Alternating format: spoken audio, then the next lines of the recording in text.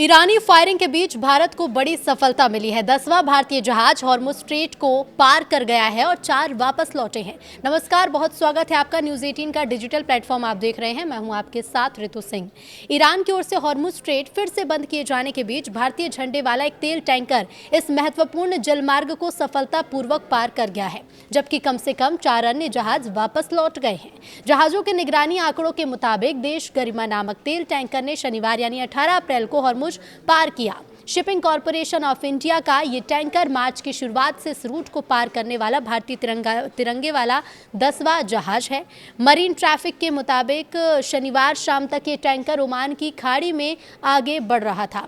अब ऐसे में आंकड़ों से ये भी पता चला है कि तेल टैंकर सनमार हेराल्ड देश वैभव और देश विभोर के साथ साथ मालवाहक पोत जग अर्नब ने चेक पॉइंट के पास अपना रूट बदल लिया।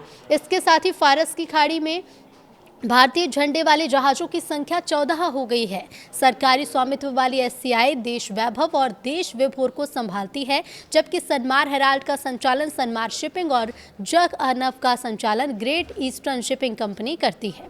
United kingdom maritime trade operations के मुताबिक एक टैंकर ने सूचना दी कि ओमान के उत्तर पूर्व में लगभग 20 समुद्री मील दूर ईरान के रेवोल्यूशनरी गार्ड कॉर्प्स की 2 नौकाओं से गोलीबारी हुई। माना जा रहा है कि इसी कारण भारतीय जहाजों ने रास्ता बदल लिया। टैंकर ट्रैकर्स.com के मुताबिक इराक की कच्चे तेल से लदे एक सुपर टैंकर समेत भारतीय जहाज वाले 2 जहाजों को गोलीबारी के बाद वापस लौटना पड़ा है।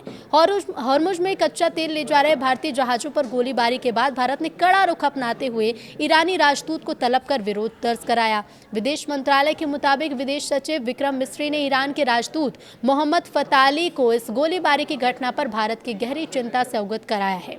मंत्रालय ने कहा कि मिस्री ने व्यापारिक जहाजों और नाविकों की सुरक्षा के प्रति भारत के महत्व पर जोर दिया। साथ ही ये भी याद दिलाया गया कि ईरान पहले भारत जाने वाले कई जहाजों के सुरक्षित आवागमन में सहयोग करता रहा है। करीब 6 सप्ताह पहले अमेरिका और इजरायल द्वारा ईरान पर हमले किए जाने के बाद तेहरान ने हॉर्मुज जलडमरू मध्य में जहाजों की आवाजाही को काफी हद तक रोक दिया था। इस कदम से अंतर्राष्ट्रीय बाजार में तेल कीमतों में वृद्धि हुई।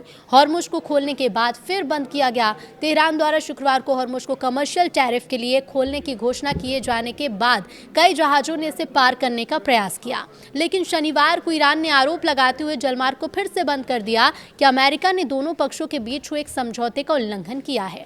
अब ईरानी राजदूत के साथ बैठक में विदेश सचिव ने उनसे इस घटना पर भारत के पक्ष से ईरानी अधिकारियों को अवगत कराने को कहा। विदेश मंत्रालय के बयान में कहा गया है कि जहाजों पर गोलीबारी की इस गंभीर घटना पर चिंता जताते हुए विदेश सचिव ने राजदूत से आग्रह किया कि वो भारत के दृष्टिकोण से ईरान के अधिकारियों को अवगत कराएं और हॉर्मुज जलडमरू मध्य से भारत आने वाले जहाजों के सुरक्षित आवागमन को बहाल करने की प्रक्रिया शुरू कराएं। बयान में कहा गया है कि राजदूत फताली ने भारत की चिंताओं से ईरानी अधिकारियों को अवगत करने का आश्वासन दिया।